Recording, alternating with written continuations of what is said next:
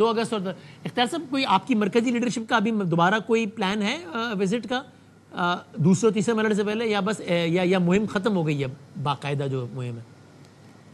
نہیں جی، یہ جو الیکشن کیمپین تھی تو یہ تو 27 تاریخ تک اس کا وہ تھا نا ٹائم تھا، وہ ختم ہو گئی. تو اب جو اگلا مرحلہ ہے وہاں پر جو الیکشن ہوگا وہ 2 تاریخ کو ہوگا، تو 2 تاریخ سے 24 گھنٹے پہلے وہ بند ہوگا. تو ابھی جو 3-4 دن رہتے ہیں اس میں تمام پارٹیاں کھل کر جو ہے تو وہ اپنا کیمپین چلا سکتی ہیں.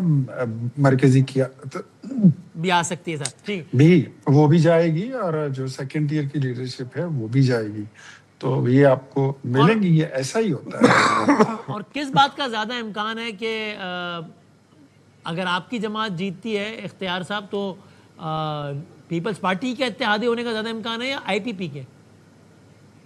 یار میں بادامی صاحب آپ کو ایک بات بتاتا ہوں. الیکشن کیمپین تک وہ کہتے ہیں نا everything is fair and love and war and elections. Election ہو جائے، ہو گیا. جی بی میں یہ جیتے، ہم نے ان کو مبارکباد دی اینڈ وی ڈو ایکسپیکٹ کہ ابھی ہم جیتیں گے تو یہ ہمیں مبارکباد دیں گے، اور اگر یہ جیتے تو ہم ان کو مبارکباد دے دیں گے. ایک دوسرے میں اتنے گٹس ہونے چاہیے. صحیح. یہ وہ والی اپوزیشن نا کہ تلواریں اٹھاؤ اور ایک دوسرے کے سر اتار دو، یہ اپوزیشن نہیں ہوتی ہے.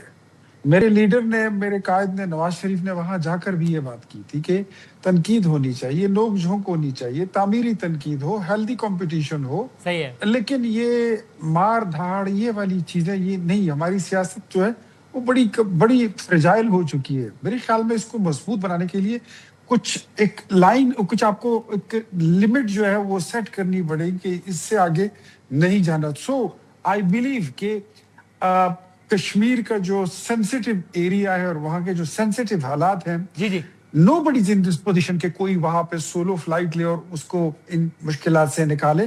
وہاں پر جو بھی پارٹی جیتے گی اس کو دوسری جماعتوں کی سپورٹ کی ضرورت ہوگی، اور وہاں کے احساس محرومی کو ختم کرنے کے لیے سب کو مل کے چلنا پڑے گا. سو الیکشن گیا تو الیکشن ختم. اب اس کے بعد آگے تعمیر ترقی کا کام وہ ایک ساتھ کرنا ہوگا. That's it. I believe in it. اور میری جماعت کا بھی یہی خیال ہے. یعنی الیکشن کے بعد کسی کا بھی کسی سے بھی اتحاد اور سب ہو سکتا ہے. حسن صاحب آپ کی بھی یہی رائے ہے یا کچھ ہیں آپ کی ریڈ لائنز کہ ان کے ساتھ تو نہیں جا سکتے، ان کے ساتھ جا سکتے ہیں پوسٹ الیکشنز؟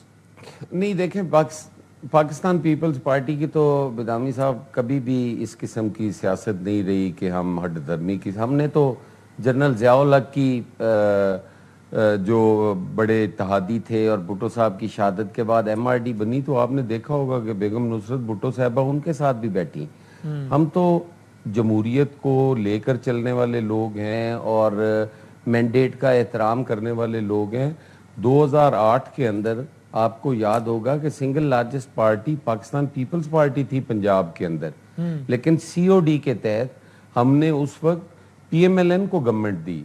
اب پیپلز پارٹی اس قسم کی کوئی وہ ہم پروگریسو پارٹی ہیں. ہم نے تحفظات کے ساتھ آر او الیکشن بھی جو ہیں ان کے ریزلٹس بھی تسلیم کیے.